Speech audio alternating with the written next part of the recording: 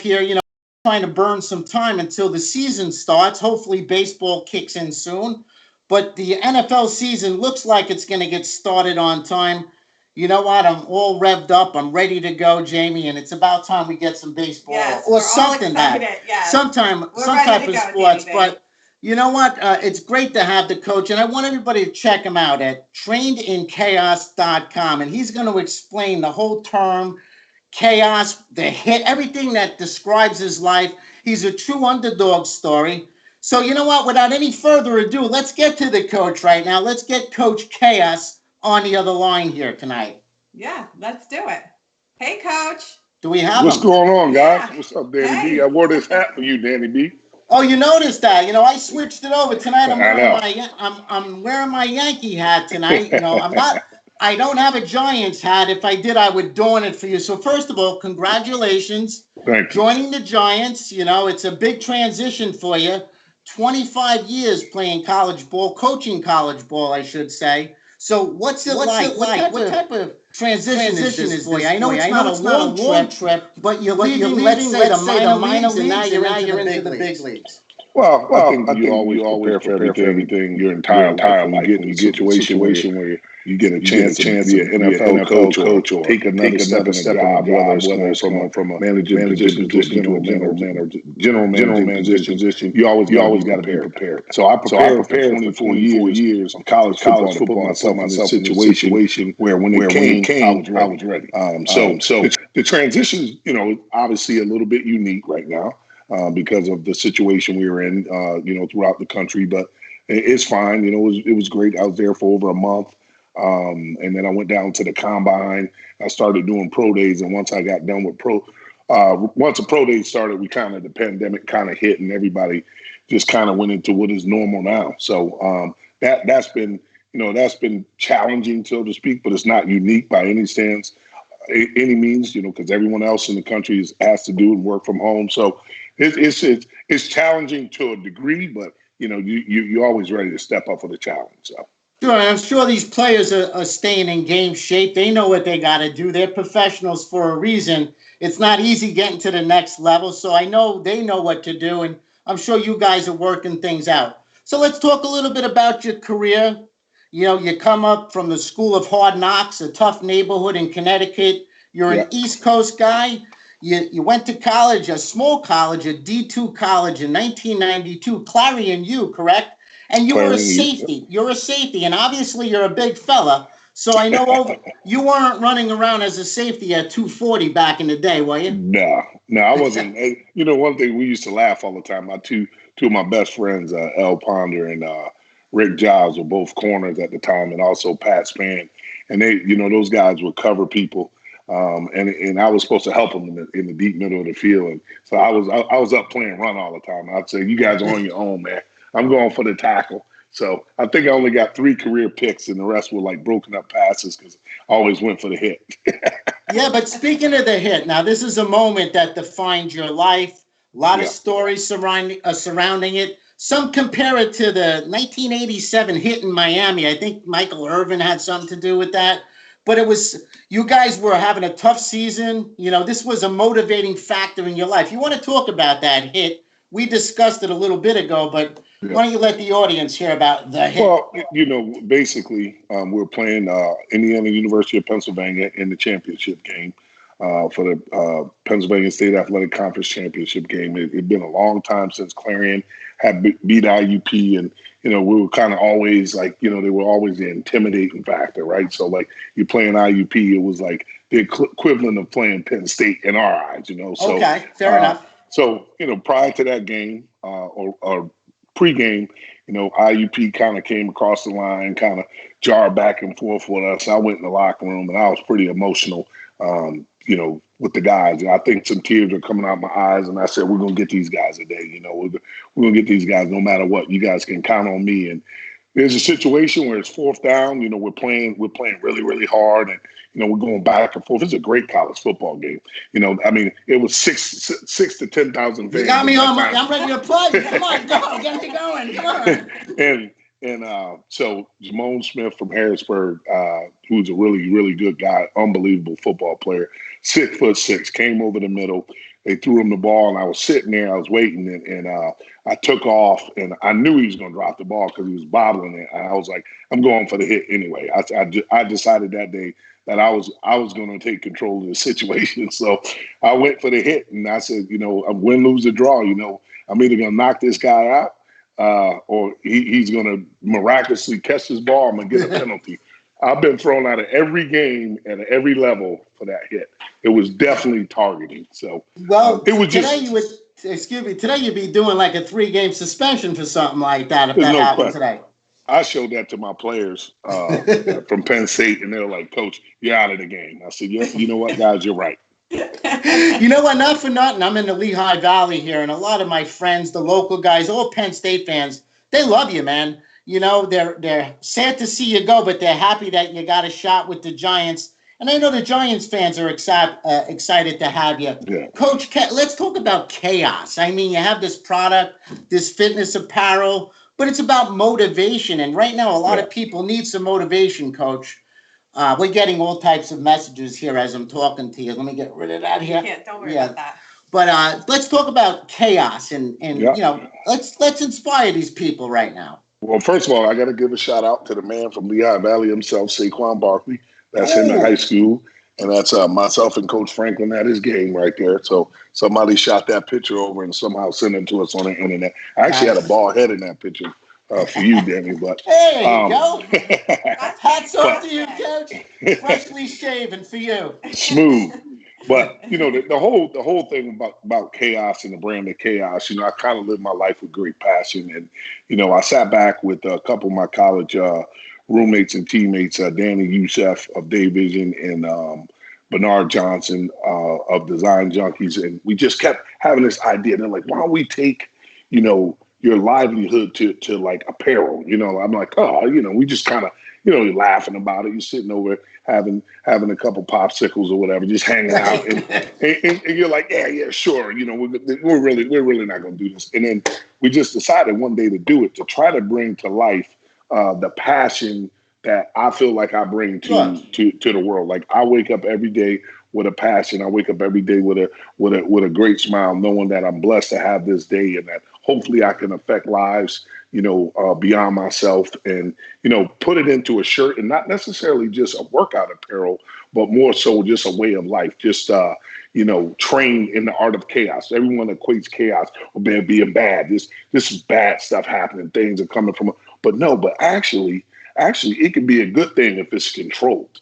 Right. So, the things that we fear, and the things that we can conquer, if you can put those things in something, you can come up with chaos. And then that's kind of how it was. And then, I got to give credit to Coach Galt for really like stamping that name. Coach Galt is the strength coach from Penn State, one of the greatest in the country. And, he really, like when I was at Vanderbilt, he really put that tag on me. He was like, follow Coach Chaos. And that's kind of how it went. And I decided to put it on my arm. There you go. I like it. I like the T-shirt you have on. What color is that? Is that like a dark brown or gray color? It's gray. It's black with gray. It's gray? Black and gray? I really like that. You know what? Everybody really nice on you. Everybody out there that's watching this, if you go to trainedinchaos.com, mention code Danny B Sports, you can save 20% on all the apparel there. And you know what? Again, you don't have to wear it in the gym, but we're all about motivating people right now, Coach. It's 2 months into this. People are ready to jump off of a bridge. Right. I'm getting calls left and right from people. It's tough times right now. So how about a little inspiration for people out there? You don't know what to do. It's every day is the grind. Set some type of organization is very important, I guess, during these times, Coach. A routine. I think one of the things I learned about this is you got to set a routine, right? So if you're working from home and typically you got up in the morning and you work at 8 or 9 o'clock, don't wait till 10 o'clock to get up and start working. Silly things like get up and take a shower, shave, wash your hands, do what you should be doing, shave, trim up. Put on some clothes. Don't go to work in pajamas because, those things are like, it's just such a miserable day and those things. And always think about that. Someone's always got it better than you and someone's always got it worse. So whatever your situation is, someone's got it worse than you right now. I mean, we are blessed to be on this phone call, and there's people in the hospital, people in the front lines that are fighting against this disease, and that's the way I approach things. And I just think if you keep a routine and get some exercise. I love when I go outside and I see people that never exercise. There's people walking all over the place, but it's like, you know what? Maybe this is like a boost, like for us to wake up call. Like all right, people, we can get moving here. Got to get motivated, and the connections that people are making. Like think about. I've never talked to my brothers and sisters as much as I talk to them now, and everyone's on Zoom, and I got one with my college buddies on Friday, and we normally just text message, and the text message is really so informal. It's a message, and you can look at it if you want to now, you can look at it later. But an actual in-face, person-to-person conversation is just so good, and you just take all the positive things that we're getting out of that. Well, it's not easy. Not everybody's got a strong mind, even myself, my wife included, It's 2 months is a long time for even the strongest of mine. But we get into a routine. She had a couple of days. I just said, get off the couch now. Yeah. You had Mother's Days up. I was like, what else is there to do but to be depressed? I'm just going to Netflix it all day. But she snapped out of it. I mean, it's okay to slip into it a little bit, but you got to snap right back out of it. We're all entitled to have a bad day or two, but you got to snap out of it. Work out, like you said, even if it's walking. I'm restricted to pull-ups and push-ups. I miss the gym. I don't have a weight set like I used to, but I'm making the most of it. Resistant bands, anything like isometrics. You don't even need weights to work out. A towel, Just even going out for a nice walk or on a nice day is absolutely fantastic. Yeah. But I like your thought process about keep everything positive. Energy. And that's the type of person I am too. I always try to find all the positive and the negatives because it just makes me feel better because like when I start getting on a negative, like in that negative headspace, it's like everything becomes negative and you get like too consumed with that. So it's very hard to stay strong like that, but I definitely admire you for that. Yeah. It's how you look at a glass, right? Is it half empty or is it half full? And that's really, even though, that seems like such a simple thing, like it was elementary that we heard of a glass half full, glass half empty, and then if it is half empty or it is half full, what can you do to make it get to the top? So, Yep, it's a choice. Yeah, you choose to see it the way you want to see it and, be the way you want to be, either negative or positive. So. Yeah, and most people these days seem to be positive. They're finding the bad in everything. Like you said, find the good in it. People are spending more times with their families. Yep. Unfortunately, you can't see some people due to the illness, but we're making the most of it. There's a lot of negativity on social media. The news itself is a poison. So, I think we're putting too much time watching the news and it's not going to change anything, right? Right. This is why we like to put out Keeping It Real every Wednesday, because we like to put some positivity and something other than the news and politics to watch on social media. Yeah, normally on a Wednesday night, my wife and I will have a glass of wine or a drink and we'll just tell it the way it is. We'll have inspiring guests like yourself and so many of the guests. We had Dana. We're going to get Dana Calabria from the Yankees. He was their strength and conditioning coach. He has that positive message. That's what we want, positive messages throughout these tough times, So 10 different schools, right? You had a couple of stints at UMass. I got them all there. Now, do you count UMass as a double dip there? Would that be 11? I do. I went there 2 different times with 2 different coaches. So okay, that counts. So obviously, 2014 to last season, 6 years with Penn State. The kids loved you there. Coach Chaos that's where you were deemed Coach Chaos, right? At Penn State? It started at Vanderbilt, and I think it really came to fruition when I was here. I think one of our first interviews, they were like, "Who are you, Coach?" They call you Coach Chaos. Why? I'm like, you don't want to find out. Well, that's the first thing I associated chaos with. Man, we're going to stir things up. We're going to cause a lot of chaos on the field. Control chaos. And you wear it proudly, but it goes beyond that. Your product line, you're just starting out just recently. And again, I want everybody to visit trainedinchaos.com. That's trainedinchaos.com.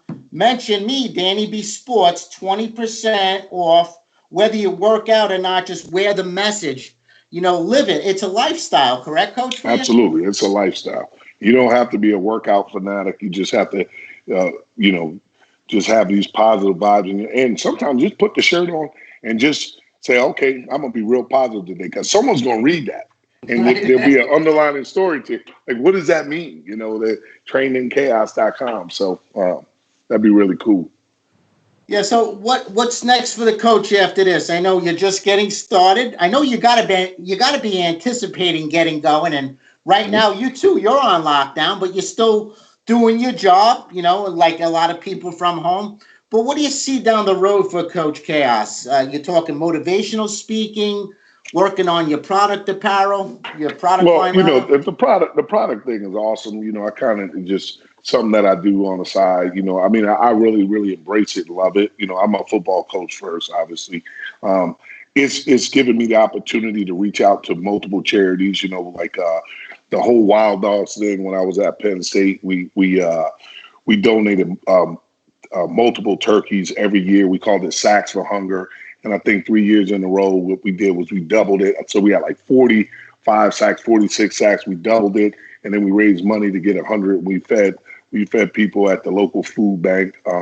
We've done Secret Santa, where we've adopted a family that me and my family found out, who's a family that's really in need. And they would give us their entire Christmas list, and we would buy all of their stuff for Christmas. And so I've used that as kind of like a vehicle to help me to reach out to people. We were able to send some N95 masks out to Long Island. A friend of mine works there in the hospital, right in the epicenter of the whole thing. So we're able to do that. We use money from the Chaos account for that. But if you can affect people, you can touch people. And if it's just a shirt, if it's just a shirt, a hat, or a saying, and you can make their life a little bit better, that's what it's all about right here. I said a long time ago that coaching college football, when I'm done coaching it. So if you just said you had 100 players on the team, right,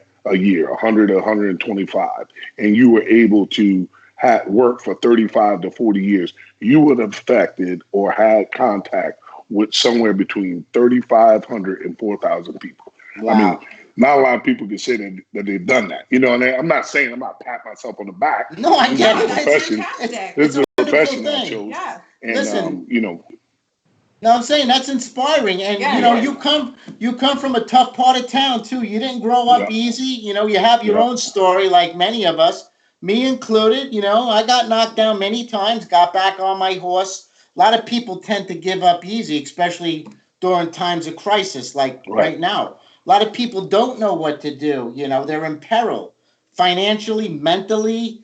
Hey, even if you got money and money's not a factor, it still wears on the mind, So absolutely. We all have to stay strong throughout this financially. It's all, we're all in this together, as they say. I just wish we can all come together, Absolutely. Leave the fight on the field and, come together, work this out together, that would be nice. That's what I'd like to see.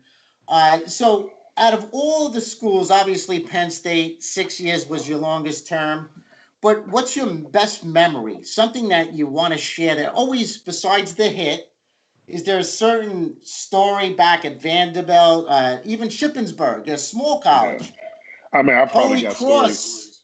I got stories for days, but one of the things that was funny when I first came to Penn State, so literally, we leave Vanderbilt, we come to Penn State, and it's like a quick change. I'm here within about a week or so, and I'm walking through the airport. I'm already on the road.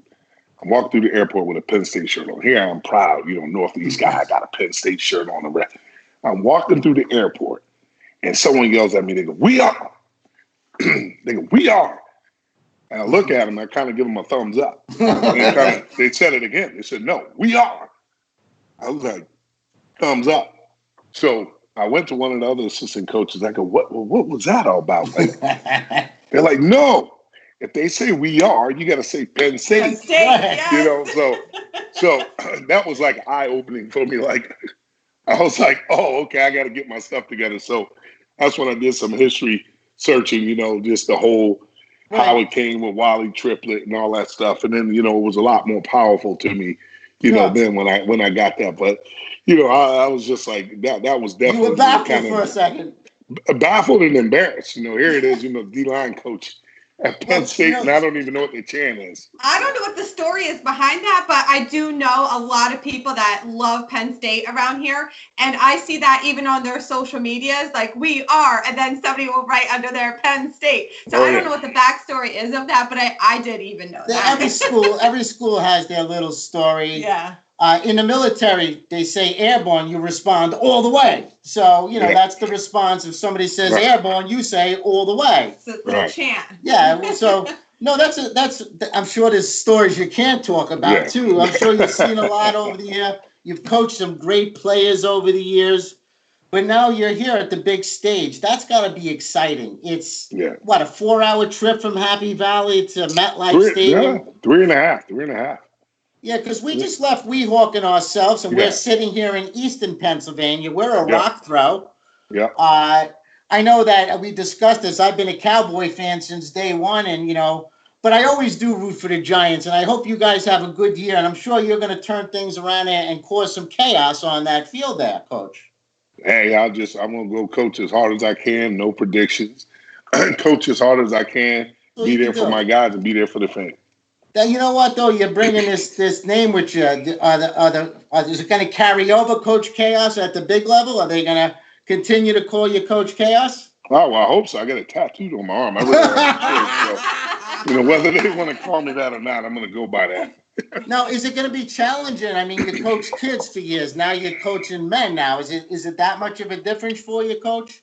Well, I know, Danny B. I know I look like I'm about 25 years old, but I'm actually like 49. So you look good, though. Honestly, you look really good.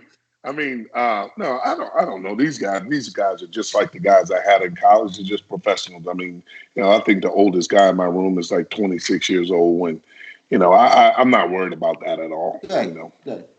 So, what else is going on in your life right now? What are you doing to stay busy during these difficult times? Well, obviously, you meet with the guys and get to meet with the staff and everything like that. And, you do a lot of Zoom calls with the staff and just making sure everybody's on the same page because the communication can't stop, right? So just getting to know the staff and not that we don't know each other, but just, going through the details of preparation. That's pretty much it. Yeah. I was able today, before I got on with you guys, I was able to jump on a phone call with Penn State, and I kind of gave a message to the team. So that was pretty cool. Coach Franklin let me do that. Nice. And, he asked me to do it, and I said, absolutely. And just kind of told the guys the parallels between NFL and college football, the differences and, the business side and what people expect your resume, what's your resume like, and not your football resume, but there's your social media check the boxes. Are you constantly, saying things on social media that are controversial? Just things like that, things that we look at. And, whenever you, just like in any profession, you want to know who you're hiring. So I kind of gave those guys that message just to watch what they're saying and, just be a little bit more vigilant in terms of, what they produce. Because once you press send, it's over. It's out there forever. Don't press it. If you got to fight the send button, if you're holding the hand, don't do it. That's true. You can't retract that. Yeah, you know definitely. What? You tell us a little bit about your story growing up in Connecticut. How you made it to college. And did you ever see yourself coaching college and eventually coaching the NFL? I believe. Correct me if I'm wrong. Before you even got into the college coaching, you had a chance to coach with Belichick at Cleveland. Am I? No. I did a internship with the Jets. Okay. And Eric Mangini was the head coach, and I did an internship with the Jets. I was actually working at Hofstra University then, and I did an internship there. So I was coaching the D-line at Hofstra, and I got to do like an internship for the summer with the Jets. When 2006. Yeah. I actually went to high school with Mangini. We went to the same high school, Buckley High School in Hartford, Connecticut. Well, I recently just got in the Hall of Fame there. I was kind of excited about good that. for you. Wow. Yeah, so Congratulations. that was pretty cool. Yeah. But just growing that up, would be pretty cool. I grew up in Hartford, Connecticut. Grew up with a single parent home. Mother raised 5 kids, basically on the welfare. And the unique thing about that is she went to college full time on welfare and actually got her degree in social work at a late age, and then moved us out of the projects. So that was pretty cool because Wow. but I think I do cherish my time though. Growing up in the projects, it taught me a lot. From walking into the project, having a boxing ring roped off, and you couldn't leave until you fought everybody in there, or the cool things that you learn, like how to play sports and how to compete and go against the other side of the projects and compete and have these organized games where it was not non-violent. I mean, it was violent, but it was non-violent to the extent of that everybody wanted to win. And it taught me about passion, Martin Luther King and Dutch Point and, those 2 housing projects, the people that I still talk to from there, the great passion that they still have for the friendships that we still maintain to some degree.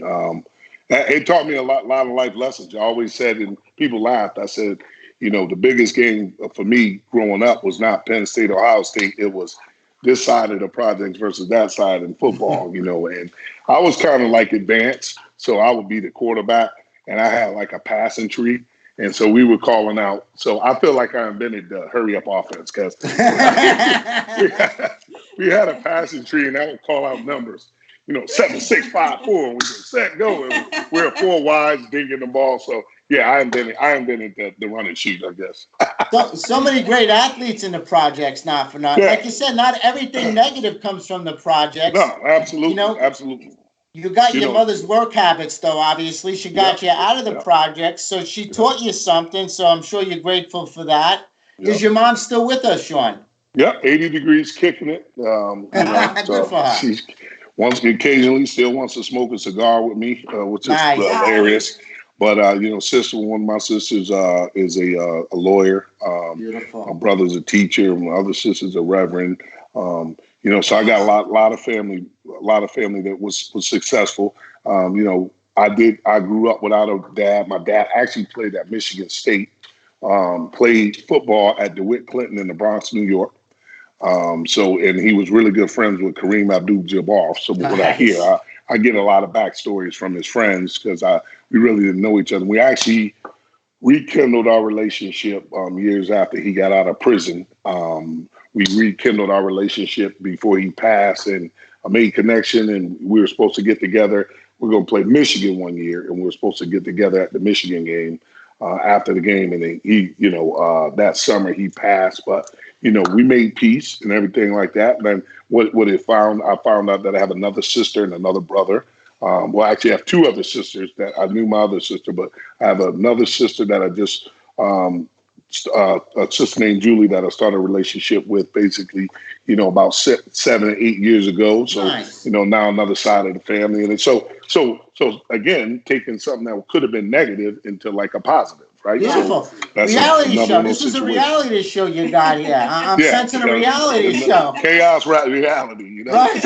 I like it. TrainedInChaos.com. I mean, I want everybody that's watching to visit the site, TrainedInChaos.com. Mention my name, Danny B Sports. You're saving 20% off, and I'm sure it'll look good on you. I don't know if you'll be able to fill it out like the coach does here. I know. I love it. I want some of those T-shirts. Now, let me ask you, did you this tattoo? is a script. You got to get one.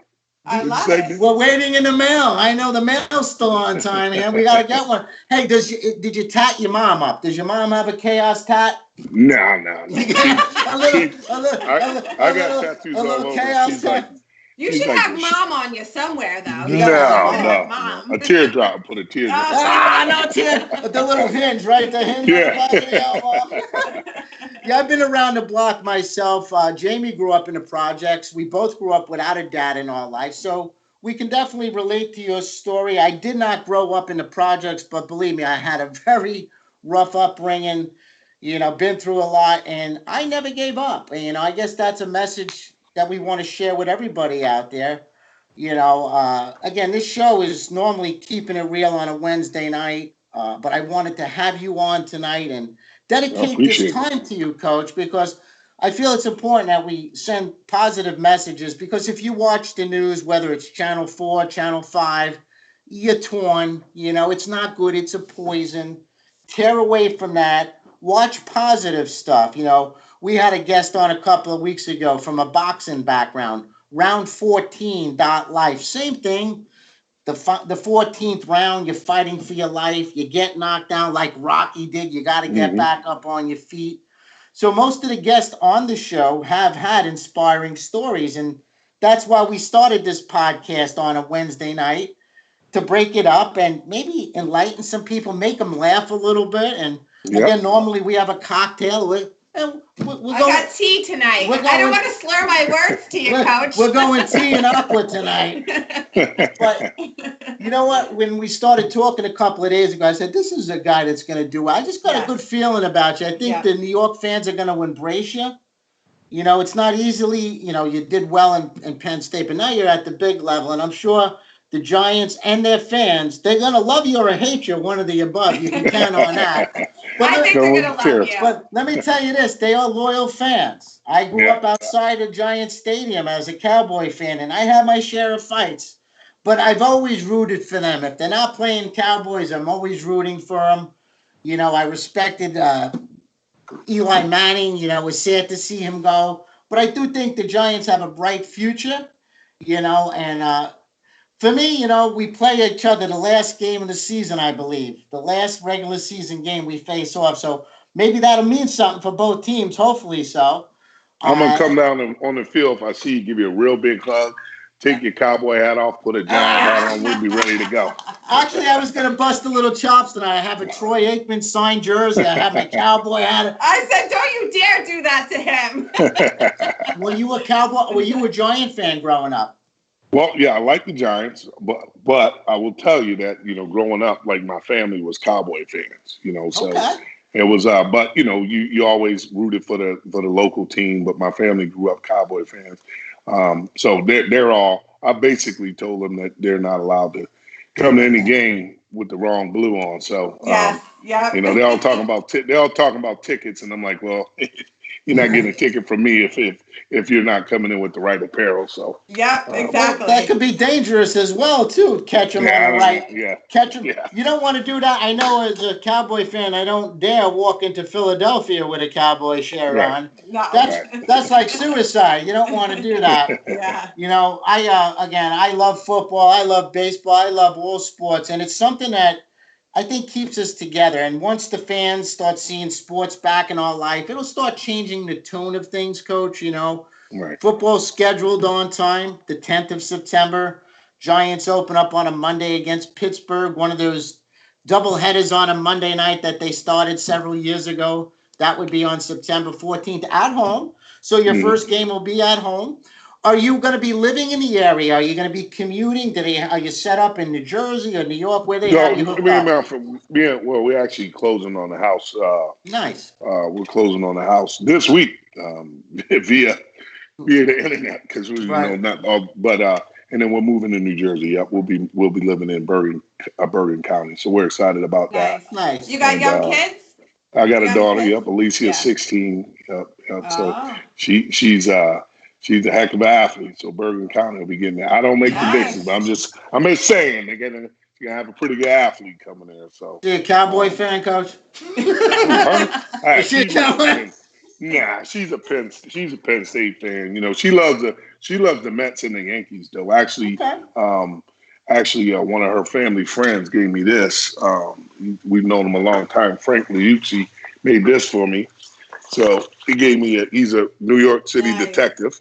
Oh, he gave me the Coach Chaos, and I got the emblem representing. Yep, the precinct. So I'm good. I'm good to go, man. I'm fired up, man. I'm on Detective Squad. Coach Chaos, man. Dude, you know who's gonna love you? Sid Rosenberg. He's a big Giant fan. And he's got that big. We have to introduce them. No, we're gonna make it happen. He's on the field a few games a year. We make that happen. You hook up. You go to Madison Square Garden when it's clear. They're gonna love you in New York. I know Sid's gonna love you. Giants fans will embrace you, and I know you're going to do well there. But New Jersey, yeah, it's for us. It was a little crazy. We lived in Pennsylvania for 14 years. We took a shot. We moved up there. We left in the nick of time right before the lockdown, actually, because we were in a very, very small apartment looking at the Hudson River. Some of your players were our neighbors, actually. You know, we don't have to. You lived in Edgewater? No, in Weehawken. Weehawken. Yeah. Actually, you know, my kids went to school with Amani Toomer's kids. Right. You know, they were at the parties and stuff. Right. But, you know, the Giant fans are always optimistic, you know, and this year they have something to cheer for. They got you, Coach Chaos. You're going to stir some chaos on the field. I'm only one piece of the puzzle, man. But that's an important piece. For example, they did a puzzle on Mother's Day, but there was one piece missing and they couldn't finish it. And they were, I tried everywhere. I tried this. I tried that. And I said, did you move the couch? And they said, no. So I found that piece of the puzzle, and then it was the perfect fit. So that one piece can make a difference, Coach. Yeah. Well, the one thing I do is I bring positive energy. That's the only thing I'll guarantee. I bring positive energy. That's awesome. Anything you like to ask the coach? How about some players? Any certain players you enjoyed coaching over the years? I tell you, Carl Nassib was one of my favorite guys. You know, I know you guys probably saw him on Hard Knocks. I just got so many guys that I coached, but he was just he was so intellectual. I mean, he was like he was in med school and everything, but he was an absolute animal on the field. You know, he would just scream, yell stuff at the opposite side. He just signed with the Raiders, but 6 foot, great story. Guy was a walk-on, you know, earned a scholarship, never started a game in football at all to his senior year. Just, you know, and, you know, all the guys I coached were great, but he was just one of the most interesting ones that I coached. I love that guy. He's funny. Now, what's the difference between playing for Penn State and playing for the professionals, the Giants, the Jets? What separates them? I mean, obviously there's a difference, but is it that much of a difference, Coach? Speed, strength? You're just dealing with the best athletes in the world. I mean, you know, at Penn State, you know, you're an elite program, your top 5 program in the country. And then now you go into, you remember now, you only can have 53 men on a roster at the end of the day. So all of those bodies and all those people together, and then you get it to 53. So you're talking about the elite of the elite, you know. There's 32 running backs in the world that start on an NFL team. Right. You know what I'm saying? You know, so I mean, this is definitely many different. But I'm sorry. Sometimes luck, injury. I mean, somebody gets an opportunity because a player got hurt, and the next thing you know, and sometimes they're underlooked. Like Walter Payton, he went high in the draft. He wasn't in the top of the draft. Even Brady himself. You know, sometimes these players are overlooked, and they just need that opportunity. You know. I always tell college kids to focus on being great in college. You know, even when I was recruiting, I would go into homes and they would talk about the NFL to me. I would go in the homes and they would just talk about NFL. Are you going to prepare my son for the NFL? You prepare my son for the NFL. And I will always tell them that I want to give them the best opportunity of being the best college football player that they possibly could be. And then in turn, they'll have a chance to go to the league. Because if you sit there, you talk about, I'm going to make your kid an NFL player. You know, the body genetically, you know, I mean, you wouldn't see a 5'5", 210-pound outside linebacker. You wouldn't say you're going to make him into an NFL player. But yeah, when you got a 6'4", 245-pound guy that ran 4.5, I'm going to make you a player. No, that guy was going to be something. You just have to mold him into a great college football player. So I guess size is definitely helpful, especially in football, but it goes beyond size. It takes smarts too. You know, some of these players are big and strong, but they don't have the IQ for the game too, which separates them from the pros, the read. You know, I'm sure you recognize players right out the door. Like, you know who has the goods by the first look, Coach? Well, I mean, like, first looks are great. You know, like, you could tell if somebody can run fast. You know, are they big, strong, and fast? But there's so many other intangibles to being a great football player. You know, work ethic, determination. You know, football IQ. I mean, there's just a lot of factors. it's really hard to pinpoint it. There's no book to it. There's X, there's Y, there's Z, and then there's factors in between. So I would say it's hard to just say, you could look at a guy like he should be a football player, but really the guy can't run, he can't bend over, he's stiff, those type of things. So it's just so many factors into being great. A lot of factors. Plus their attitude too, obviously, is very helpful. Having a good positive attitude. Yeah, no question. You got to have a great attitude. And listen, it's not always going to be hugs, and we all understand it in the world, right? But it's just the approach that you can make after things or circumstances don't go your way. It's the resolve that you have after that gives you a chance to be better and to be great. Because I don't wake up. I'm not going to tell you I don't have a bad situation or a bad day, but then it comes back to what's my core. Who am I by core? If do I exude or do I produce the energy that I want people to feel from me? And if I'm producing bad energy, then I need to change that and redirect it. And you got to be a team player too. You can't be selfish on the field or off the field too, because sometimes off the field attitude hurts the team internally. Some of the better players, great athletes, I can name a bunch of them, so can you. But their off the field attitude and activities hurt them. They hurt the team. Hall of Fame careers could be shortened by your attitude on or off the field, Coach. But it's you know choices. what? I want to thank you so much, and I want to do this again. In the near future. Thank you so much, Coach. I know you got a lot going on. I know you're getting pumped up for the season, and I want to thank everybody for joining us tonight. And I want everybody also to check them out at trainedinchaos.com. Trainedinchaos.com, some great stuff there. Mention my name, Danny B Sports. You can save 20% off of all items, and you don't have to be a workout guy or girl. Wear it proudly, and like the coach said, you'll get somebody's attention, and it'll cause conversation, right? Yeah, no question. But anyway, Thanks, guys. Let's say bye to Coach Chaos. Thanks. That was appreciate you guys. Right? Yeah, so Very good, Coach. Thanks so much. Hats off, Coach.